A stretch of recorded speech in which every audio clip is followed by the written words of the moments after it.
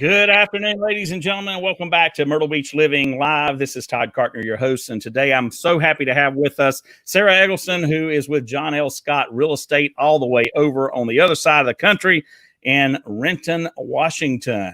Welcome, Sarah. Hello.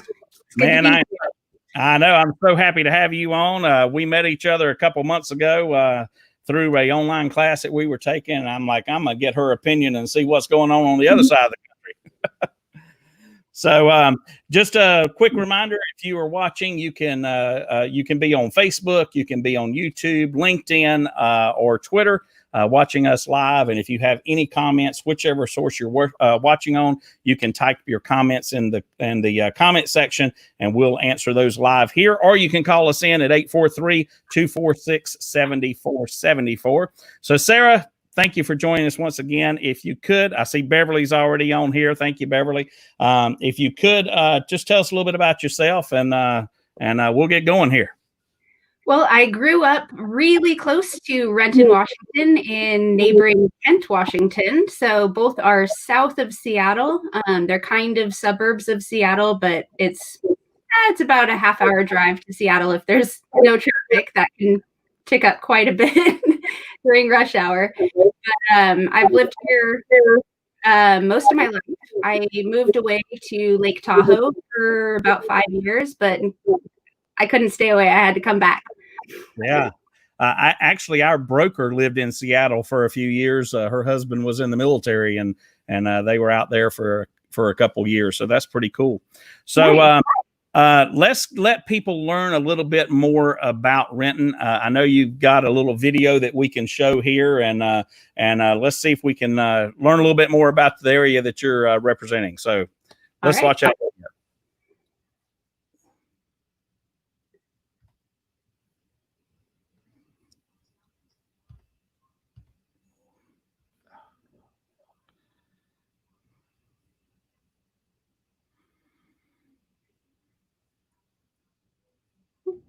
Well, we're missing the sound, but this is Washington. This is the Piazza. So yeah, Boeing is down in downtown Renton. This is the Boeing plant. They started World War II, and that's really when Renton started to grow. This is the Piazza. It's our new downtown area that's more of a pedestrian area, and they have farmers markets. This is Lake Washington. We're at the south tip of Lake Washington, and it's really just a beautiful, beautiful green, lush area. We're right on the lake, as I said, but we're about an hour away from mountains. You can go skiing within an hour easily, or get out to the coast within a couple hours. So really, being here is pretty centrally located to do whatever you might want to do in the area. Yeah. Well, sorry about the sound there. I don't know what happened. It was playing earlier, but it's a beautiful area. I'd love to come and visit sometime. So tell us a little bit about what got you into real estate, and how long you've been in real estate, and that kind of stuff. So I am almost 3 years in real estate. I managed hotels before that, but I just found myself not as happy in hotels. I really like working in hotels in South Tahoe, but back to Seattle, it was a different climate. There was a lot more business travelers, and it wasn't as much fun as it was in Tahoe. And I really just needed a change of pace. And I kind of have had an interest in real estate for a long time, but really started to dive deep into what that career would look like. And figured it suited me pretty well. And I am loving every minute of it. I am so excited. I've helped some of my longtime friends buy their very first home, which, that's life-changing. It means they'll retire in a different place. So the fact that I can help out amazing people and change lives, that's really, there's nothing better. Yeah, I agree with you, and I know you're busy. I see it all over your Facebook page, and you know, one of the classes the class we took together was talking about doing video and using it for real estate. I've seen a lot of the stuff that you're doing there, so that's awesome. That's really cool. You can check her out on Facebook and see a lot of her video stuff. So actually, on Fridays at 3 p.m., I have my own show live on Facebook. there. About 10-15 minutes, but it's just a weekly update of what's going on in the real estate market in our area. Oh, that's awesome. That's awesome. I'll have to check that out. So today I really wanted to talk about our market here in Myrtle Beach and your market over in the Seattle and Renton area, and just kind of compare them. You know, this COVID thing has completely changed the way that we are, the way that we're doing real estate. Things have changed a lot, but our market has taken off here. So just talk about a little bit about your market, and then we'll kind of compare the two different areas. Yeah, our market is definitely strong, especially on the buyer side. We have so many buyers in the market, and I would say that's probably the biggest impact from COVID was the lack of listings. Like, there were a bunch of things that got pulled off the market right at the beginning of the pandemic, and we're just really at a huge lack of inventory for the amount of buyers that we have in our area. It's interesting to see a shift of where in our area the demand is, because Seattle, living downtown Seattle, is very expensive. The residential median price for Seattle is $699, $950, so right at $700, and that's the median. So there's very little out there for under, $400K, and it's going to need a lot of work. For the condo market, the median is $420 in Seattle. If you move out to Renton, for residential, it's $538 for median price. So there's a lot of people that move to the suburbs and commute into Seattle for work because they just can't afford to live in Seattle. However, a lot of the Seattle business is tech. So there's been a lot of people that have been able to work from home through the coronavirus. And I know Amazon is at home until January, I believe. Wow. So there's a lot less demand for the city itself because people can telecommute a lot more. So you're seeing a lot more demand in Kent, Renton, South, Tacoma, and the outskirts of Seattle. The more the suburbs are seeing a strong tick in buyer demand, and Seattle is softening slightly. Wow. Well, and we're a very much tourist area here. So and a lot of people move to this area because of the very low taxes. Our average home sale right now is $311,000, and that's up 10% from last year. So the market is going up. But the one that really blew my mind was the condos here. They're averaging 172, which, to you, that's cheap, but that's up 5%. And for the first time that I've seen in a long time, the actual price per square footage is higher for condos than it is for single family. And we're at $148 a square foot for condos and $141 a square foot for single family. So what about the days on the market? Are you guys seeing that they're selling a lot quicker now? Yeah, the days on market, I mean, so many homes in the area are selling within 1 or 2 days. It is absolutely nuts. And I've heard a lot of increase in multiple offers. I mean, throughout this whole pandemic, we've had multiple offers on homes. But the group that I was in yesterday talking with, there was 17 offers on one house, 22 on another, 11 on another. And this is all just in a small group of realtors that were discussing what we're seeing in the market. I haven't seen multiple offers that high on the transactions that I've dealt with. It's been like 3 or 4, but there is a lot of demand, especially south of where we are in Tacoma. Mm-hmm. Well, and if the prices keep going up in Seattle like they are here, then that's going to push more people outside into the suburbs. So that makes a lot more sense. Mm-hmm.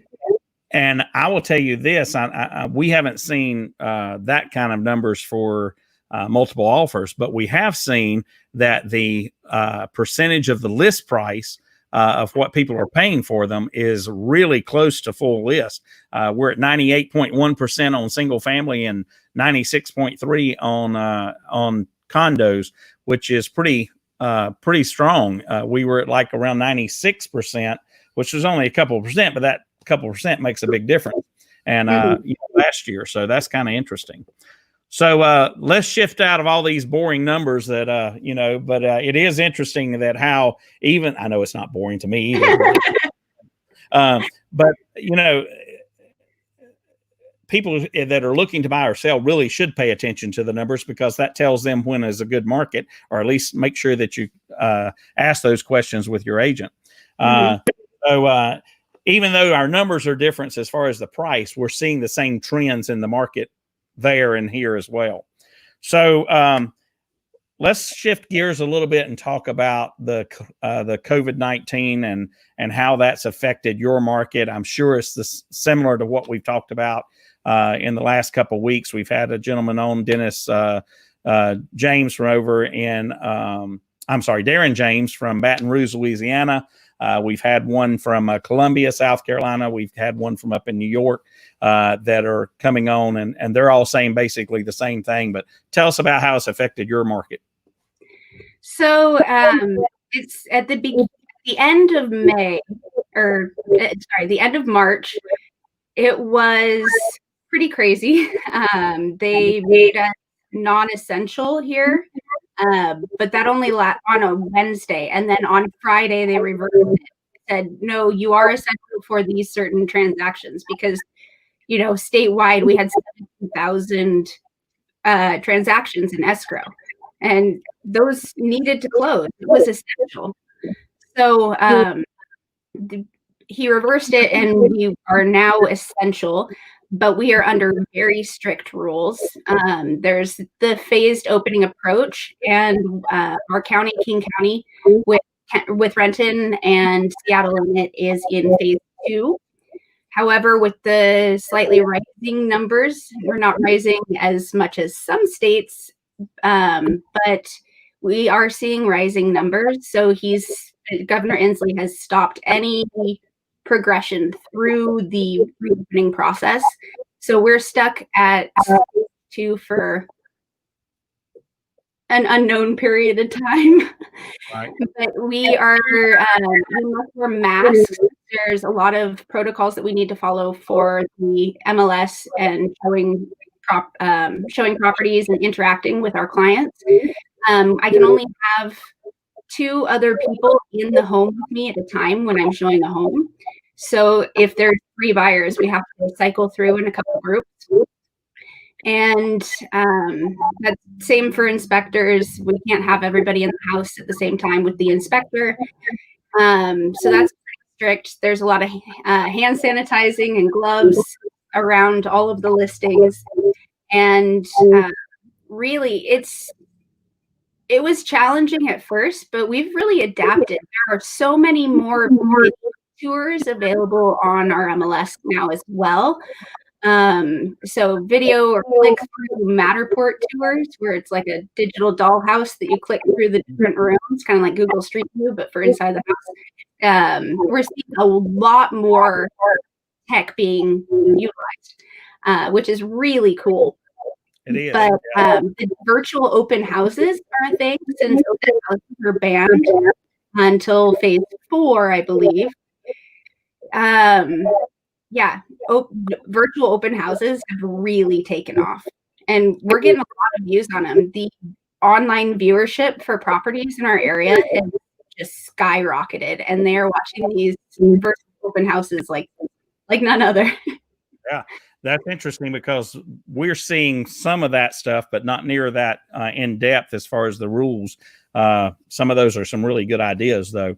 We do have a question here from Angela Knight. She is actually a real estate agent in Columbia, South Carolina. And she says, I'm curious to know how the buyers in Seattle are paying for their homes. Are they paying cash, conventional, VA, FHA, that kind of stuff? It's really a big mix. We south of here, just south of Tacoma, we do have a lot of military joint base Lewis McChord. So we've got 2 bases down there, so we get a lot of VA. But that's concentrated a little more south on average. There's a lot of conventional and FHA. There are a few cash buyers out there, but not as many, with prices being as high as they are. Not a lot of people have $1 million to drop on a house in Seattle. So there are some cash offers, but I'd say most people in our area need a loan just because prices are so high. Yeah, we're seeing a lot of conventional loans here right now because a lot of people are buying investment properties.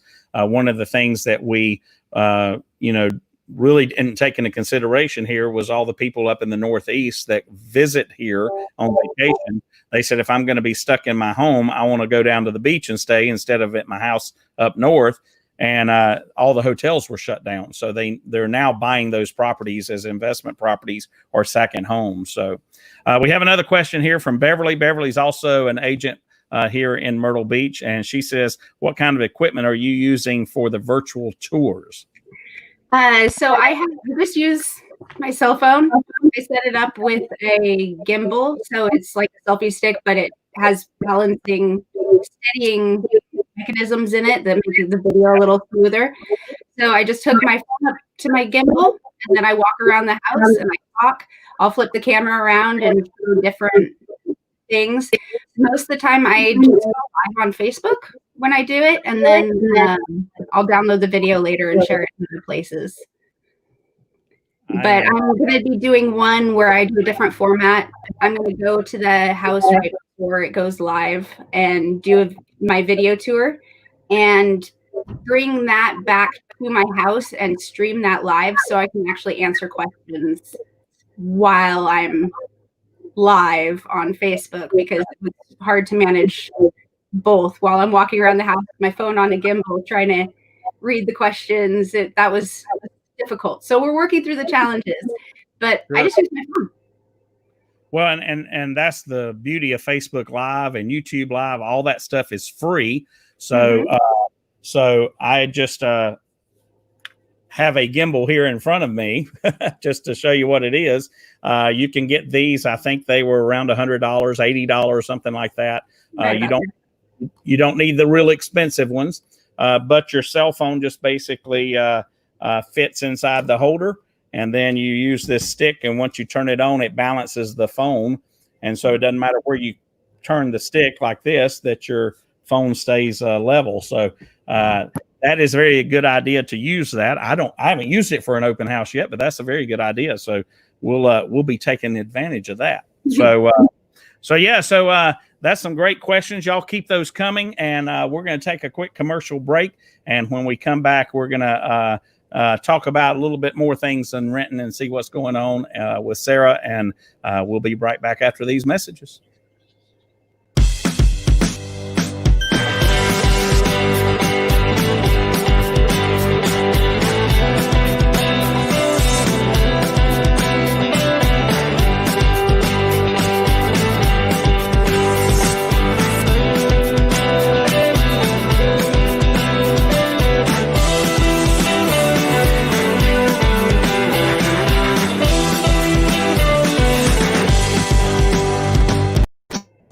Every client is unique and has different needs. Whether it's a growing family, a first-time buyer, an investor, or someone looking to downsize, I am here to help guide them through the process. My name is Todd Cartner. I am a realtor with Exit Coast Real Estate Pros. I serve Myrtle Beach and the surrounding area, and there is no place I would rather have my family call home. You need a realtor you can trust and will put your needs first. I want to become your lifetime realtor. If you are looking to buy or sell real estate, please give me a call. I look forward to speaking with you soon. All right, welcome back to Myrtle Beach Living Live. We have a guest, Sarah Eggleston from Renton, Washington, all the way out just south of Seattle. She's with John L. Scott Real Estate. And Sarah, I also want to remind everyone one second that if you have a question, please type them in your comments below wherever you're watching, or you can call us live at 843-246-7474 and we'll answer your questions. But Sarah, what I want to know now is, how are the lenders that you're working with, what are they saying about the market for the rest of 2020 in your area? Here, they're saying that the interest rates may even drop below 2% before the end of the year. But we're also finding that a typical conventional or FHA loan, that you need to wait and push that closing out to about 45 days instead of 30. And if it's a VA loan, you need to push it out to 60 days versus the 45 days. So what are you hearing in your market? Well, our closing times are definitely a little quicker than that. Most things are closing within 30 days, depending. I mean, unless they can close within 30 days, unless there's a reason to extend it. But I'd say, like, our title and escrow team, our lending teams have really stepped it up during the pandemic and kept up their flow. And it's really, I'm really impressed with how the entire industry has adapted to working from home without your normal resources and figuring it out, making things happen. So as far as interest rates, I've heard that they're predicted to remain low through the end of the year. I know that there's some conflicting opinions, as there always is when you're talking about the future and what people think is going to happen, because no one has a crystal ball. But I think these rates that we're seeing right now are absolutely incredible. Yeah. Well, we wrote one the other day for 2.85%, so it's under 3 already. And I guess when I asked that question, I wasn't speaking of just the federal government loans, that are the Freddie Mac, Fannie Mae, those type things, but more of the ones that are held in house of local lenders, So, but that's good to know that you guys are in the same trend that we are with your local lenders. So let's shift gears a little bit and talk about rental properties. Here in this market, the lowest new construction house that you could get is around the $240,000 range, which isn't bad, but that's where it is. So what's happened is the resales have pushed up right under that, and they're around the 210 to 220 range. So it's very difficult to get a single family home under 200,000 anymore. So what that's also done is push the rental rates up, and we're seeing the a house that rented for $1,200 last year is now going for $1,500. A condo that is even in an okay area is going for $900 to $1,000. Not even a great, beautiful, nice neighborhood, just an average thing. So what are you seeing there in your market? Well, rental rates over the past few years have been increasing like crazy, like our housing market values. Seattle for years has been one of the fastest increasing home value cities in the nation. So with that, obviously the rents rise. It's just, the cost of a place to be. And right now, though, during COVID, they have put a freeze on raising rents.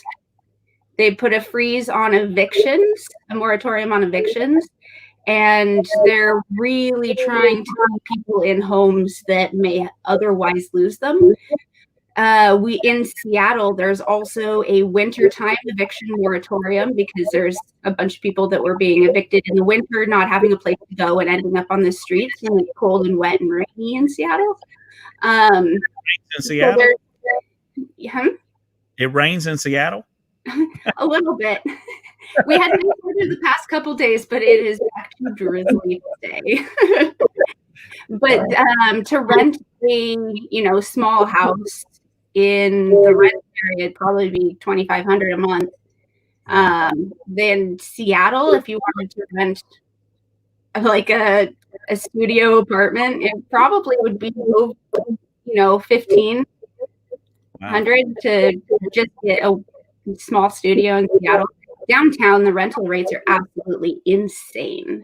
Yeah. And there's so many houses in our area that the mortgage would be cheaper than renting. So and that's exactly what I was getting ready to say. Here, if you're paying $1,000 or more a month, we can easily put you into a place that your mortgage would be that or less. And same thing there. So, I mentioned to you that we were going to bring this up, but there's a reason that I bring this question up, and that is that here in this market, if you're the lower priced houses or the homes that are in the lower price range are selling very, very quickly and don't even have to be in that great of shape. And I wondered, are you seeing that there as well? And the reason that we're seeing that here is because there's nothing else available. So they're not staying on the market long at all. And they can actually be priced, honestly, a little higher than they should be. And they're still selling really quick. Absolutely. I had a listing that I just closed on last week. It was listed at $395 and was on the market 4 days. We closed at $410. And it's an older house. We did some painting and a few repairs before listing, but it could use some updates.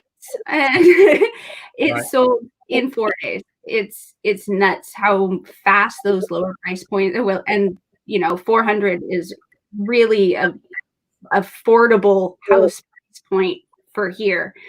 It's not luxury at all. And I lost my train of thought, but it is going super, super fast at the low price points.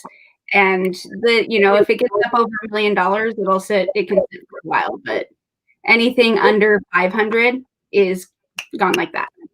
Yeah, it's crazy how the market's going, and people need to be prepared. We always suggest, and I'm sure you do as well, if you're looking to buy a home, then you need to get pre-qualified first. Oh, yeah. So you're ready to go once you start shopping for houses. So go ahead and get pre-qualified. Your agent, whether it's me or Sarah, can help you get with those lenders. So last question before we wrap it up here. What are you telling people right now if they are looking to buy or sell a home? What advice would be the best advice you're giving them in your market?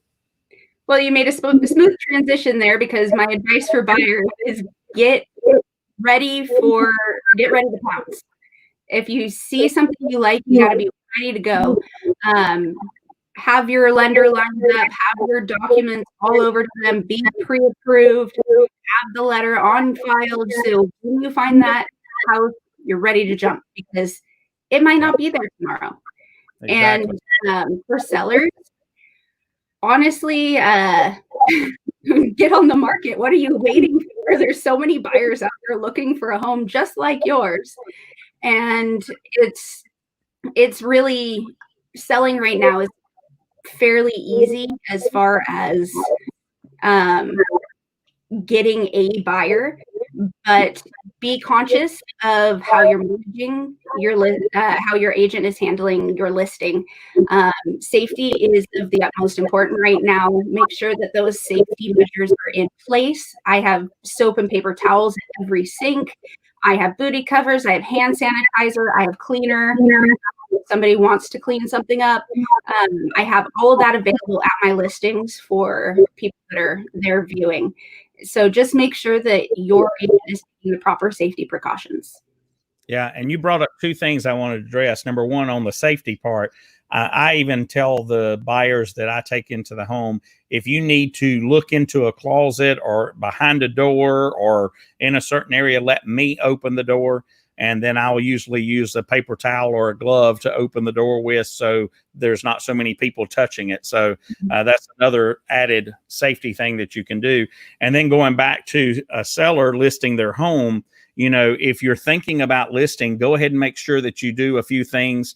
that are going to get your home ready. If you need to paint, go ahead and paint. If you need to declutter, go ahead and declutter. Make sure your yard looks nice and get all that stuff ready before you list. But, you know, here we usually average around 4.5 months of inventory on the market. And right now it's down to under 3 months of inventory. So we need people to sell, to list their house if they're interested in selling, because the buyers are out there looking. So, and I'm sure it's the same way over in Renton, Washington. Mm-hmm. So, all right. Well, Sarah, thank you so much for joining us today. I appreciate it. Great advice of what's going on over there. And if you're ever on the East Coast, come and look me up. And if I'm over on the West Coast, I'll be sure to come and see you as well. Sounds good. All right. Have a great day. And guys, next week we have with us a young lady by the name of Mariah Crawford to finish up our real estate series. And she is from Salem, Oregon with Berkshire Hathaway. And she'll be here next Wednesday live at 12:30 Eastern time. And we will see you next week. And as always, have a great day.